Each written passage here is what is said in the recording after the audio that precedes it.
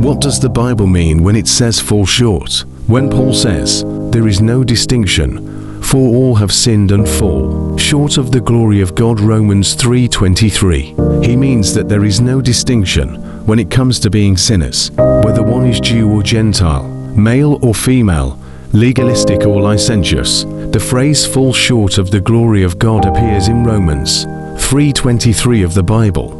It means that all people have sinned and are unable to meet God's standards. Some interpretations of this verse include universal human sinfulness.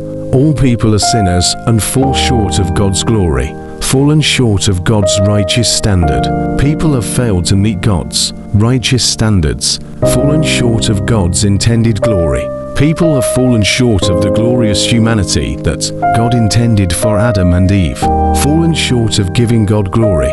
People have failed to give God the glory He deserves. Some other things that can be understood from this verse include, there is no distinction between people when it comes to being sinners. Apart from Christ, all people are condemned before God. God saves His people from sin so they can have a relationship with Him. Repentance is an opportunity to be forgiven and have sins wiped out. Repentance is the beginning of a lifelong struggle against sin. In the Old Testament, the word for sin is kata, meaning to fail or to miss the goal. What is the goal? The answer comes on page 1 of the Bible, which says, we are all made in the image of God. Every human is a sacred being who represents the Creator and is worthy of respect. So, in the Bible, sin is a failure to fulfill a goal. But what's the goal? Well, on page 1 of the Bible, we learn that every human is an image of God, a sacred being who represents the Creator and is worthy of respect.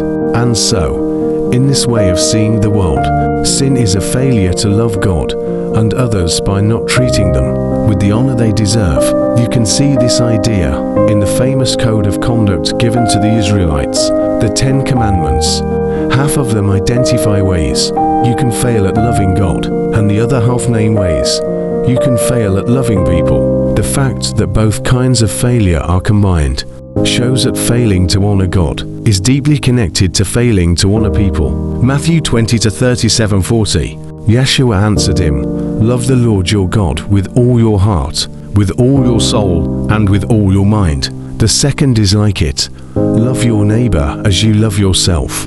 All of Moses' teachings and the prophets depend on these 2 commandments. This is the greatest and most important commandment. This sacrificial love can only come from the love of God.